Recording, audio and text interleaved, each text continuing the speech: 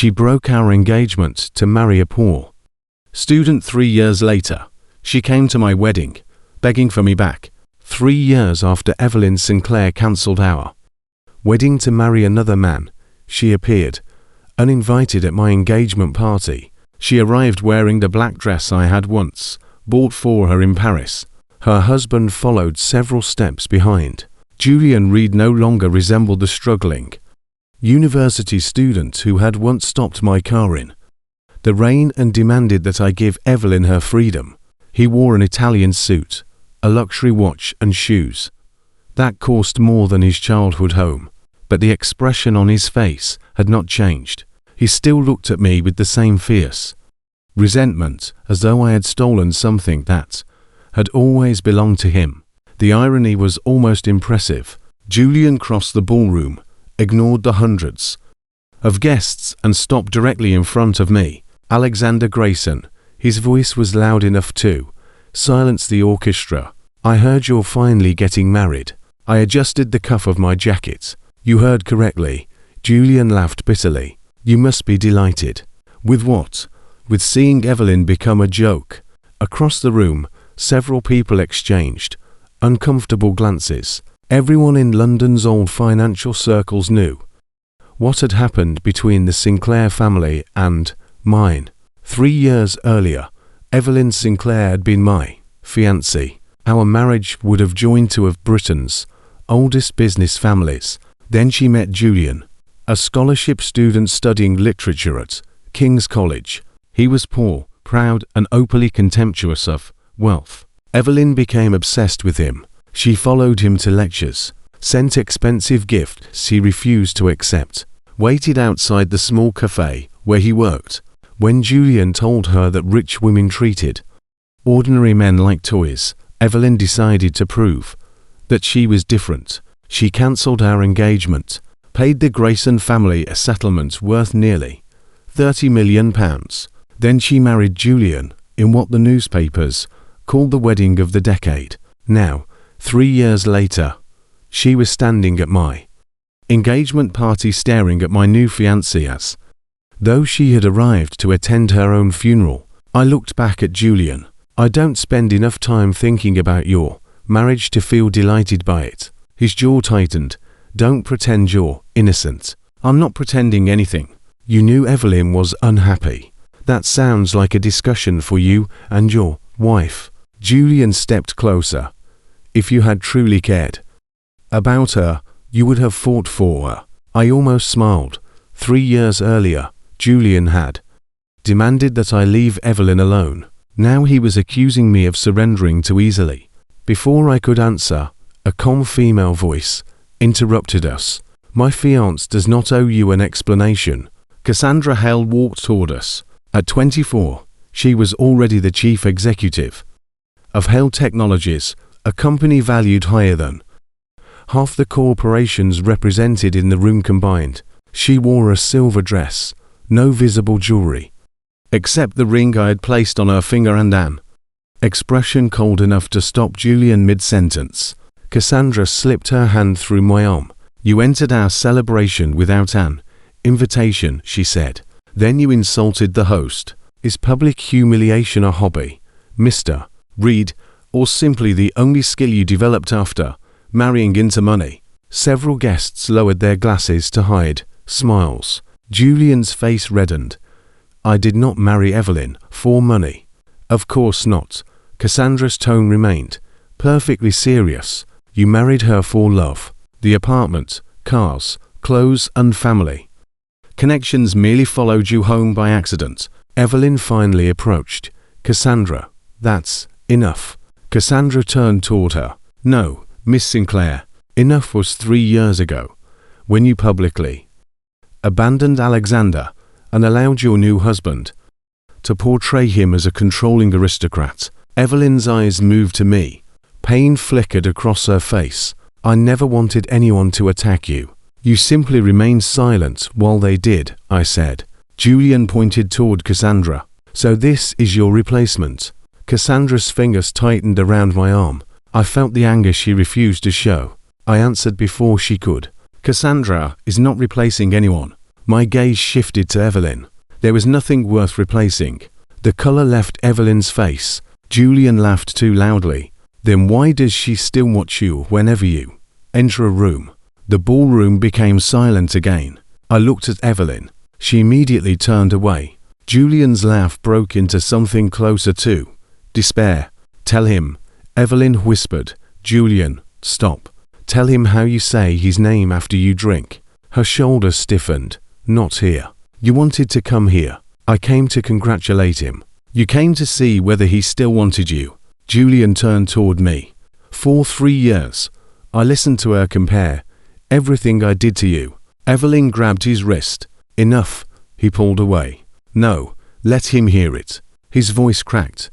She compares my clothes to yours, my work to yours, the way I speak, the way I sit at dinner, even the way I hold a glass. Evelyn's eyes filled with fury and shame. Julian continued. She says you never embarrassed her in public. She says you understood business. She says you would have known how to speak to her parents. And whenever we fight, she asks why I can't behave more like Alexander Grayson. He looked directly at me. So take her back. Evelyn slapped him. The sound echoed through the ballroom. Julian stared at her. She stared back, breathing heavily. Then he laughed. It was an empty, broken sound. There she is. He looked around the room. The woman who paid £30 million to prove that love was more important than money. His eyes returned to Evelyn. Was I worth it? She said nothing. That silence answered him. Julian turned and walked away. Evelyn watched him disappear through the doors. Then she looked at me. For a moment, the confidence she had carried since childhood vanished. Alexander. I raised one hand. Not tonight. Cassandra rested her head briefly against my shoulder. We have guests. Evelyn's gaze fell to our joined hands. I saw something break behind her eyes, but I felt no satisfaction. 3 years earlier, I might have dreamed of this moment. I thought Evelyn's regret would repair the humiliation of being discarded. Instead, it felt like watching someone arrive at a railway station long after the final train had left. Nothing remained except an empty platform and the consequences of her own timing. Evelyn and I had known each other since childhood. Our families owned neighbouring estates in Surrey. We attended the same schools, spent summers at the same villas and learned early that one day we would probably marry. Unlike most arranged relationships among wealthy families, I genuinely liked her. Evelyn was fearless. When I was 12, several older boys cornered me behind the academy gym and mocked my father's public scandals. Evelyn struck one of them with her school bag and threatened to tell their parents what she knew about their families. They ran. When I was 19 and nearly removed from the Grayson succession, Evelyn convinced her father to support my first major business proposal. That project succeeded. My grandfather began looking at me as a possible heir rather than the disappointing son of a disgraced man. Evelyn had saved me twice. It was easy to mistake gratitude, history, and attraction for a permanent future. My parents' marriage had been arranged too. My mother loved my father. My father loved novelty. He spent years moving from one affair to another, until he died in the apartment of a woman whose name my mother had never heard. After his death, my mother withdrew from society and entered a religious retreat. She left me behind in the Grayson estate, surrounded by relatives who saw me as an inconvenience attached to a scandal. My grandfather considered my father's death an unforgivable humiliation. 4 years, he barely looked at me. Then Evelyn began visiting. Her family name mattered. When the Sinclair heiress became my closest companion, my grandfather suddenly remembered that I existed. I learned a lesson much too young. Affection could be genuine, but power determined whether anyone respected it. By 28, I had turned several failing divisions of the Grayson Group into profitable companies. Still, my grandfather refused to name me his successor. My greatest rival was his illegitimate son, Marcus. Grayson, my uncle by blood, but only 6 years older than me. Marcus lacked discipline, education and patience, but he possessed one advantage. My grandfather had spent years feeling guilty for not acknowledging him sooner. Evelyn's engagement to me changed the balance. A union between Grayson Holdings and Sinclair Capital would create one of Europe's strongest private investment networks. My grandfather officially introduced me as his chosen heir. For the first time, the future seemed secure. Then Evelyn met Julian Reed. Julian was studying literature when Evelyn first noticed him. He worked evenings at a small bookshop near the university. According to Evelyn, he was different from every man in our world. He doesn't care who my father is, she told me. That may be because he doesn't know. He knows, then perhaps he hides it well. She frowned. You always believe everyone wants something. Everyone does. Julian doesn't. Within a month, she was following him everywhere. He refused her invitations, returned her gifts, told friends that women like. Evelyn treated poorer men as entertainment. His rejection only made her more determined. People began sending me photographs. Evelyn waiting outside his lectures. Evelyn standing in the rain while Julian ignored her. Evelyn sitting inside the cafe where he worked until closing time. My friends expected me to react. I did not. Among our social circle, discreet affairs were common. Most marriages were business arrangements, supported by separate private lives. I told Evelyn that whatever happened outside our future home was her decision, provided she did not damage our families publicly. She became furious. You don't care. I care about honesty. You don't care whether I fall in love with someone else. Are you in love with him? She hesitated. Then she said, he has integrity. I almost laughed. That was not my question. People like us don't understand someone like him. What exactly don't we understand? He would rather remain poor than accept money he didn't earn. Pride is inexpensive when someone else is paying the rent. She called me cynical. Perhaps I was, but I recognized Julian's type. He did not reject wealth because he disliked comfort. He rejected it because refusing made him feel morally superior to those who possessed it. He wanted Evelyn. He simply wanted her to crawl far enough that accepting her would feel like victory rather than dependence. The confrontation happened during a summer storm.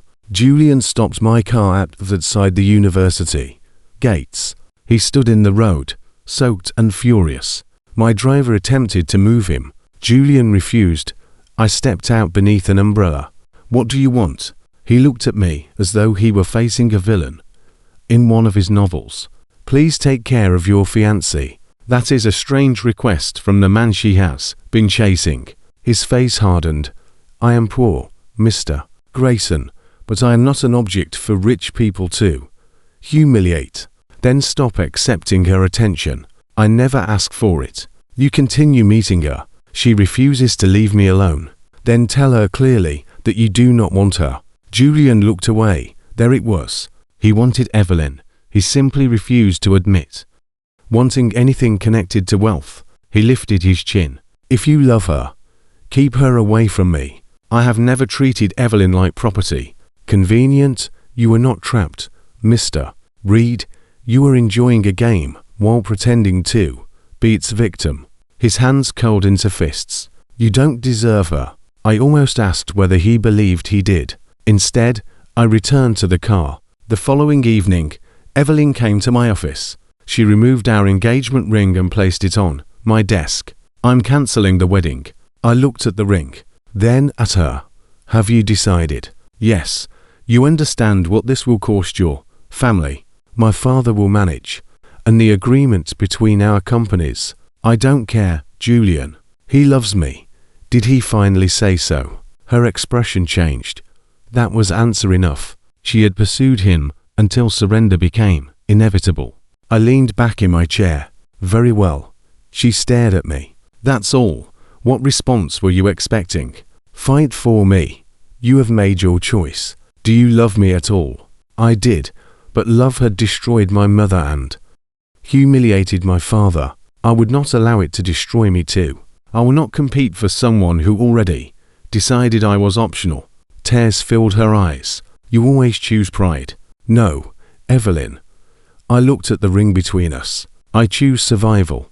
The Sinclair family paid a massive settlement to dissolve the engagement without starting a corporate war. 1 month later, Evelyn married Julian. Her wedding photographs appeared across every newspaper. She wore the gown originally designed for our ceremony. Julian stood beside her, looking uncomfortable. Beneath the attention he claimed to hate, reporters called it a modern fairy tale. A billionaire heiress had abandoned power and expectation for a true love. No one printed the part where Evelyn bought Julian a house, paid his family's debts, and created a position for him at the Sinclair Foundation. Fairy tales were easier to sell when the invoices remained hidden. The cancellation nearly cost me control of the Grayson Group. My grandfather believed I had allowed Evelyn to humiliate our family. Marcus used the scandal to argue that I lacked authority. Several board members withdrew their support. For 6 months, I worked 18-hour days to keep the company stable. I invested early in automated manufacturing, clean logistics and advanced battery systems. The returns were slow at first, then they exploded. Within 3 years, Grayson Group's revenue had increased by almost 40%. Our net profit nearly doubled. Still, my grandfather remained cautious. Without the Sinclair alliance, he wanted another family connection strong enough to secure our future. That was when Cassandra Hale entered my life. I knew Cassandra professionally. Everyone did. Her father had died unexpectedly when she was 18. At an age when most people were choosing university courses, Cassandra inherited a failing technology firm and a family surrounded by predators.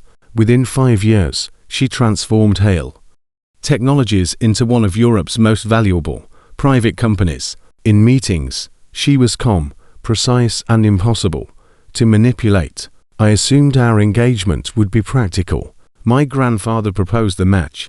Cassandra accepted immediately. That should have made me suspicious. Instead, I believe she wanted access to Grayson manufacturing networks while we needed her technology patents. A clean exchange, stable, predictable, nothing like love. 2 months before our engagement party, Cassandra moved into my London home. I returned from work and found the place filled with her belongings. Books occupied the empty shelves.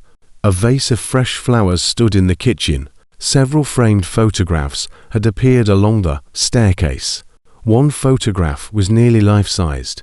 It showed Cassandra and me at a charity gala. She stood closer than I remembered. Her hand rested against my chest. I stared at it. Do you hate it? Cassandra stood behind me. She looked less like a feared executive than a young woman awaiting judgment. My grandfather gave you the access code. Yes. You moved in without asking. Her face fell. I can leave. She turned immediately. I caught her wrist. We're getting married in December. She looked back. So I can stay. For practical reasons.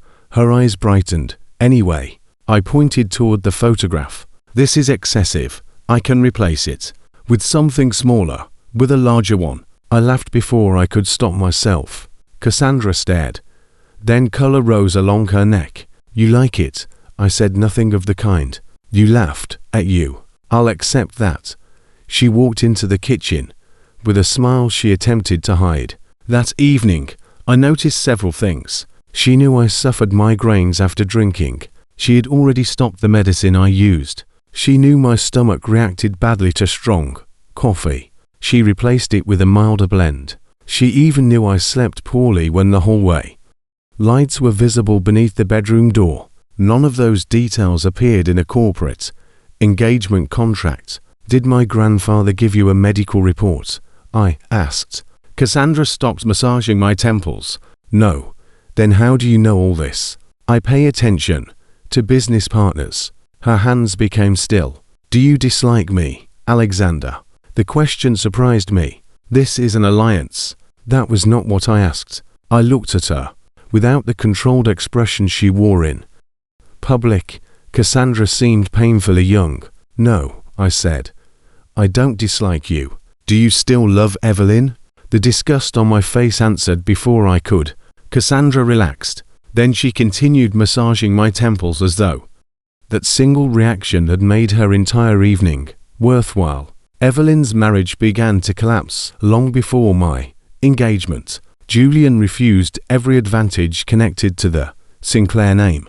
Evelyn's father arranged a university position for him. Julian rejected it because he wanted to earn his career independently. He spent a year preparing for a competitive teaching examination. He failed.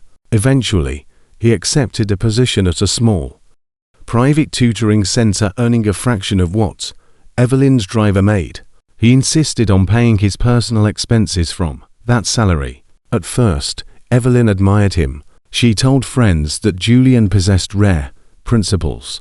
Then reality became less romantic. He criticized the restaurants she chose because they were too expensive, refused to attend business dinners because he disliked wealthy people, accused her family of judging him whenever anyone offered advice.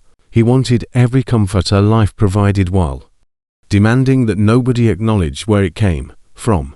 The conflict that finally destroyed his family began when his older brother faced serious criminal charges after injuring someone during a fight. His parents begged Julian for help with legal fees. Evelyn could have paid the amount without noticing it missing.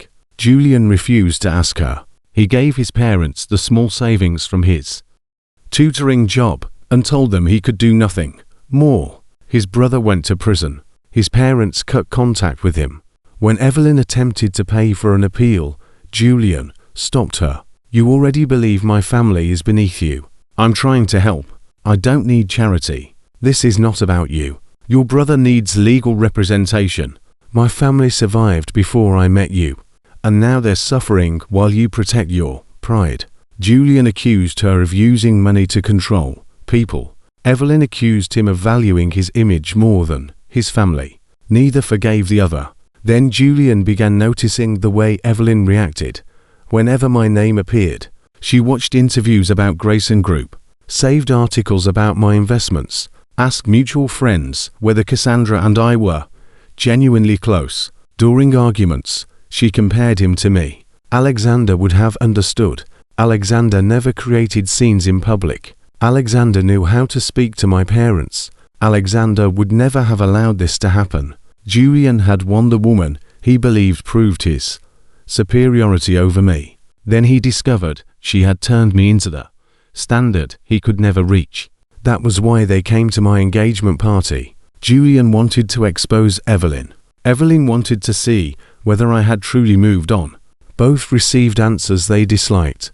2 weeks after the engagement party, Evelyn approached me at a business conference.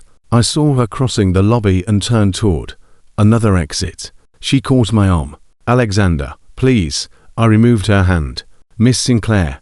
The formality hurt her. We grew up together. That does not make this conversation necessary. I'm sorry about the party. Apologize to Cassandra. She didn't lose anything. I looked at her. Evelyn immediately understood her mistake. That isn't what I meant. Then choose better words. She swallowed. Julian and I are separating. I'm sorry to hear that. No, you aren't. You're right. Her eyes filled. Did you ever miss me? No. The answer was cruel. It was also true. Perhaps I had missed who I thought she was. But the woman standing in front of me had spent years turning her regret into everyone else's responsibility. I made a mistake, she whispered. Yes, I thought Julian loved me because he didn't care about my name. He cared deeply about your name. He simply hated that he needed it. I understand that now. Congratulations, she flinched. Alexander, I was young. You were 27. I was confused. You were certain enough to cancel a marriage. I thought you would stop me. That sentence explained more than she intended. Evelyn had expected me to fight. She wanted Julian's passion and my security. She believed she could force me to prove my love, while keeping the freedom to explore his. When I accepted her decision, I destroyed the drama she had imagined. I asked whether you had decided. I reminded her. You said yes. I didn't think you would let me go. You were never mine to imprison. I wanted to know that I mattered. You mattered.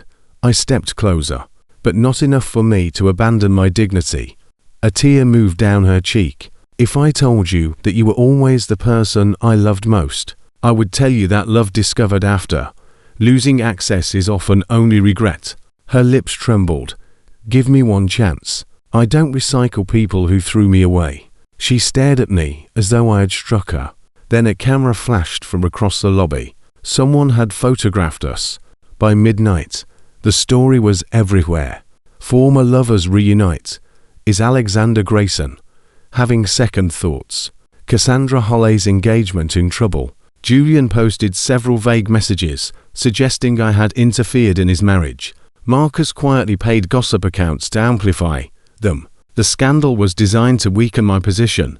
Before the final Grayson succession vote, Cassandra found me in my grandfather's library. The following morning, Marcus sat across from us, smiling. You've embarrassed the family again, he said. I looked at him. Again.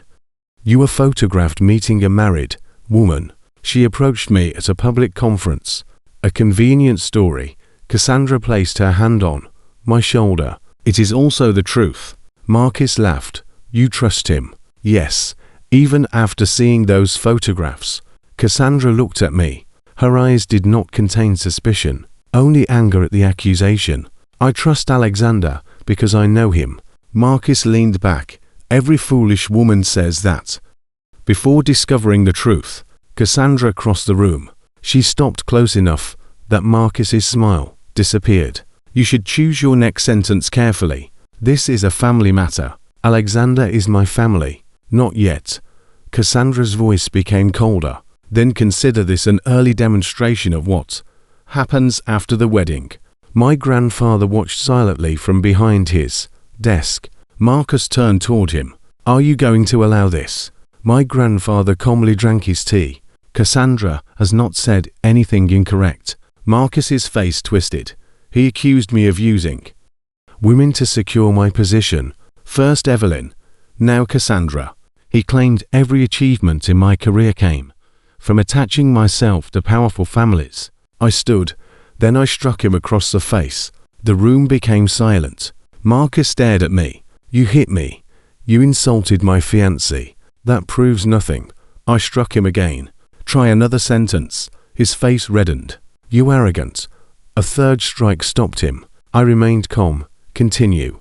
Marcus looked toward my grandfather. He received no support. I leaned closer. You spent years telling gossip. Accounts that I survived only because of Evelyn. Now you say I succeed because of Cassandra. His eyes flickered. You are remarkably invested in making the public believe I cannot stand without a woman. I don't know what you're talking about. You do. I had already traced the payments. Marcus had funded several anonymous campaigns attacking me. He expected the scandal with Evelyn to remove me from succession. Instead, I placed the evidence in front of my grandfather. Marcus turned pale. My grandfather finally spoke. Apologize. Marcus clenched his fists. To him, to Alexander and Cassandra. Every word seemed to wound him. I'm sorry. I smiled. Read more before your next scheme, Marcus. Intelligence is difficult to imitate. He stormed from the room. Cassandra continued holding my hand. My grandfather looked at us for a long moment. Then he said, stay for dinner. It was the closest thing to approval he had offered anyone in years. 1 month later, the Grayson board officially named me chief executive and future chairman. The announcement drove our stock to a record high. At the celebration, reporters asked about rumors that I depended on powerful women. Before I could answer, Cassandra took the microphone. Alexander's achievements belong to him. A reporter asked, then Miss Hale, do you deny that your engagement strengthens his position. No, the room shifted. Cassandra smiled. I strengthen him. The cameras flashed, and he strengthens me. She looked directly at the reporters. I have never understood why society celebrates a woman who benefits from her husband's connections, but mocks a man whose wife supports him. Several people began applauding. Cassandra continued, if Alexander needs something I possess, I will give it freely. Her gaze found mine. Not because he is weak, because we are building the same future. The interview went viral. Some people criticized us. Far more became obsessed with our relationship. Clips of Cassandra defending me appeared across social media. People analyzed every glance between us. For the first time, I noticed something the public had apparently understood before I did. Cassandra did not behave like a woman fulfilling a contract. She behaved like someone in love. Evelyn and Julian's divorce became final that winter. The fairy tale ended in court documents and bitter interviews. Evelyn attempted to take control of Sinclair Capital, hoping work would restore her position. She lacked experience. Several bad decisions cost the company major contracts. She requested meetings with me. I declined them all. Eventually, she arrived at my office without an appointment. Security asked whether I wanted her removed. I allowed her 5 minutes. Evelyn entered wearing a simple grey coat, without the confidence of her family name. She appeared strangely small. Sinclair Capital needs the Grayson Logistics contract, she said. No, please review the proposal. I have. It could save thousands of jobs. Then you should have prepared a competitive offer. You're punishing me. I'm protecting my shareholders. You would have helped me once. Once. I believed we were building the same life. She looked at the engagement photograph on my desk. Cassandra stood beside me, smiling. Evelyn's eyes became wet. Do you love her? I answered without hesitation. Yes. The truth surprised me as much as it destroyed her. Evelyn lowered her gaze. When did that happen? Slowly. Did you ever love me that way? I loved you with less knowledge. She looked up. What does that mean? I loved the version of you created by childhood, memory and expectation. My voice softened. Cassandra taught me what it feels like to be known as an adult. Evelyn began crying. I could know you. You had the opportunity. I was stupid, yes. Do you enjoy saying that? No. Then why does it sound so easy? Because accepting the truth became easier than surviving your excuses. She covered her mouth. I thought Julian was brave. He was proud. I thought his refusal to accept money meant he loved me for myself. It meant he needed to believe he was morally superior to you. I thought you were cold. I was careful. I thought you would always be there. That was your greatest mistake. The 5 minutes ended. I called security. Evelyn looked at me one last time. I finally understand why losing you hurts more than losing Julian. Why? Because Julian was the love story I wanted. Her voice shook. You were the life I could have had. She left without another word. Julian disappeared from London soon afterward. His teaching position ended after repeated complaints. Without Evelyn's money, he could no longer maintain the lifestyle he had grown accustomed to, denying he enjoyed. He blamed the Sinclair family, blamed the wealthy, blamed me. He continued insisting that his love with Evelyn had been pure. He never understood the problem. Love was not ruined by money. Their marriage was ruined by contempt. Julian despised Evelyn's world, but enjoyed its protection. Evelyn admired his independence, but expected him to function comfortably inside her life. Neither loved the reality of the other. They loved the roles they had assigned each other. To Evelyn, Julian was proof that she could escape her family's expectations. To Julian, Evelyn was proof that a powerful woman had chosen him over a powerful man. Once the victory faded, they had nothing left. Several weeks before our wedding, I asked Cassandra why she had agreed to marry me. We were alone in our bedroom. She sat near the window removing her earrings. Business, she said. You're lying. She froze. I moved closer. You accepted before my grandfather finished proposing the arrangement. I am decisive. You moved into my home before we announced the engagement. Efficient. You knew my medical history. Research. You placed a photograph of us large, enough to frighten visitors. That was interior design. I tilted her chin upward. What do you want from me, Cassandra? Her confidence disappeared, for the first time since I had known her. She looked frightened. Will you be angry? That depends.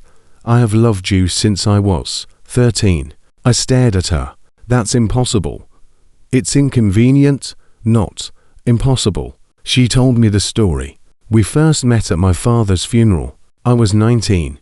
Cassandra was 13 and had accompanied her parents, while guests whispered about my father's death and criticized me for not crying.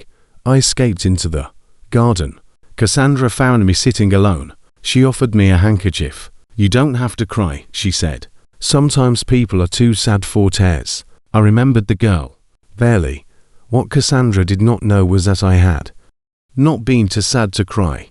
My father's death had brought relief along with shame. Still, her kindness remained one of the few gentle moments from that day. Years later, when she learned I was engaged to Evelyn, Cassandra wanted to object. She was 17. Her family would not have taken her seriously. 1 year after Evelyn cancelled our engagement, Cassandra's father died. Hale Technologies nearly collapsed. Cassandra spent 3 years rebuilding it. She refused to approach me, while her family's problems might become mine. Only when her company became powerful enough to stand beside Grayson Group did she ask my grandfather to propose the match. You approached him, I asked. Her cheeks turned red. I may have encouraged the idea. You arranged our engagement. I created an opportunity. You manipulated both families. I prefer strategic planning. I laughed. Cassandra's eyes filled. Don't laugh. I'm not mocking you. You said you didn't need love. I believe that. And now. I took her face between my hands. Now I believe I was afraid of needing the wrong person. Her breath caught. I'm not Evelyn. No, you'll never compare us. There is no comparison. Do you love me? I smiled. Cassandra narrowed her eyes. Alexander, yes. Yes what? Yes. I love you. The woman who had negotiated £1 billion acquisitions without blinking began crying. I kissed her. She immediately wrapped her arms around my neck. Between kisses, she whispered, say it again. I love you, again. I love you. One more time. You are extremely demanding. You knew that before agreeing to marry me. I carried her toward the bed. You arranged the agreement, and you benefited greatly. For once, I had no argument. Cassandra and I married in Scotland, beneath a sky threatening rain. My grandfather attended. So did my mother. It was the first time I had seen her in years. She approached before the ceremony. Her hands trembled. I failed you. I looked at the woman who had chosen grief and religion over raising her son. 4 years, I had hated her. Then I stopped expecting anything from her. Without expectation, the hatred faded. I know, I said. Can you forgive me? I already have. Hope entered her face. But forgiveness does not rebuild a relationship by itself. She lowered her gaze. I understand. Perhaps she did. Perhaps she would spend the remaining years of her life trying to understand. Late love was not always useless, but it could not demand the same place it had abandoned. My mother took a seat among the guests. Cassandra joined me near the entrance. You look troubled, she said. I'm thinking. Dangerous. I smiled. She reached for my hand. Are you ready? Yes. For the marriage or for marrying me? Specifically, you require updated confirmation. Constantly. I leaned closer. I would marry you even if our companies disappeared tomorrow. Her eyes softened. That sounds financially irresponsible. I learned from a dangerous woman. Which woman? My wife. We aren't married yet. I looked toward the waiting guests. Then let's correct that. We walked into the ceremony together, not because our families had negotiated it, Not because either of us required rescue, not because one person needed to defeat a former lover. We chose each other with open eyes. Cassandra, I knew I could be cold, stubborn, and overly suspicious. I knew she was possessive, strategic, and capable of turning a personal desire into a multinational agreement. Neither of us mistook the other for an ideal. That was why our love survived reality. People later asked whether Evelyn had been my first love. Perhaps she was. First love is often built from imagination. You take a few beautiful memories and use them to design an entire person. Then adulthood arrives and reveals everything you refused to see. Evelyn believed Julian represented freedom. Julian believed Evelyn represented victory. I believed Evelyn represented home. We were all wrong. Home was not the person who remembered your childhood. It was the person who understood who you had become. Evelyn did not lose me when she cancelled our wedding. She lost me through every decision that followed. When she allowed Julian to insult me. When she watched the public blame me. When she returned only after discovering that love without responsibility was exhausting. By then, I was no longer the man waiting for her answer. I had become the answer she was no longer entitled to receive. 4 years, Evelyn searched for a love pure enough to exist without money, power, or consequence. She learned too late that no relationship exists outside reality. Rent must be paid. Families become sick. Careers fail. Pride has a price. Love is not proven by refusing every advantage your partner offers. It is proven by respecting what they give and standing beside them when life becomes inconvenient. Julian wanted to be loved without ever feeling indebted.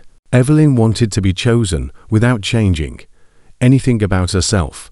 Both expected love to confirm their identities. Neither understood that real love requires humility. Cassandra did. She had loved me long before I noticed her, but she did not demand that I reward her waiting.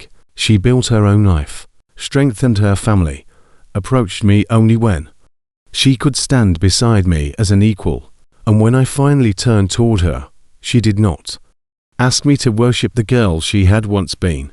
She invited me to know the woman she had become. Evelyn became someone's unforgettable regret. Cassandra became my future. There is a difference between the person you cannot forget and the person you should never have lost. Sometimes regret disguises itself as love because admitting you made the wrong choice is unbearable. Sometimes the person you call your one true love is simply the person who left before you could finish using them. Evelyn called me her lost love only after another man failed to become the life she imagined. But by then, I had learned something she never expected.